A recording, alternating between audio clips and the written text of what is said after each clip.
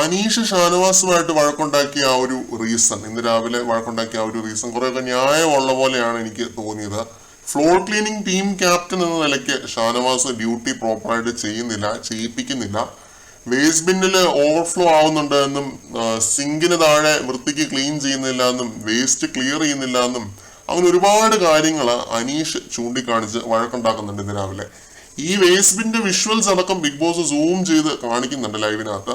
അതൊന്നും വീഡിയോയിൽ ഉൾപ്പെടുത്താൻ പറ്റാഞ്ഞിട്ടല്ല, ഞാനോ കണ്ടു, വെറുതെ എന്തിനാണൊക്കെ നിങ്ങളെയും കൂടെ കാണിക്കുന്നതെന്ന് ഓർത്തോണ്ടാണ്. അനീഷും ഷാനവാസും ഒരു ടീം ആയതുകൊണ്ട് ഇവർ തമ്മിൽ ഇങ്ങനെ അഭിപ്രായ വ്യത്യാസം ഉള്ളതുകൊണ്ടും അനീഷ് കഴിഞ്ഞ ആഴ്ചത്തെ പോലെ തന്നെ ഡ്യൂട്ടി ചെയ്യില്ല എന്നൊക്കെ പറഞ്ഞാണ് ഇരുന്നത്, പിണങ്ങിയാണ് ഇരുന്നത്. ഇവരുടെ ഈ ഒരു തർക്കം സോൾവ് ചെയ്യാൻ ക്യാപ്റ്റൻ ശ്രമിച്ചുകൊണ്ടിരിക്കുന്നതിന്റെ ഇടയ്ക്ക് ഷാനവാസ് പറയുന്നുണ്ട്, ഞാൻ ഒരു ഇടി ഇടിച്ചാൽ നീ താഴെ കിടക്കുമെന്ന്. നീ എന്നെ ഇടിക്കാൻ വാ ഷാനവാസേ, നിന്നെ ഞാൻ ശൂന്യാകാശത്തേക്ക് വിടും എന്ന് അനീഷ് സ്പോട്ടിൽ ഒരു റിപ്ലൈ കൊടുക്കുന്നുണ്ട്. ഇവര് തമ്മിൽ കാര്യമായിട്ടൊരു വലിയ ഫൈറ്റ് ഉള്ളതായിട്ടൊന്നും എനിക്ക് തോന്നിയിട്ടില്ല കേട്ടോ. ഈ കാണുന്ന പ്രേക്ഷകർക്ക് ആർക്കും തന്നെ തോന്നിയിട്ടുണ്ടാവില്ല. അതുകൊണ്ടായിരിക്കും ചിലപ്പോൾ മോർണിംഗ് ആക്ടിവിറ്റിയിൽ വൃത്തി കുറവുള്ള ഒരാളെ പറയാൻ പറഞ്ഞപ്പോൾ അനീഷ് ഷാനവാസിന്റെ പേര് പറഞ്ഞിട്ടും ഷാനവാസ് അനീഷിന്റെ പേര് പറഞ്ഞില്ല.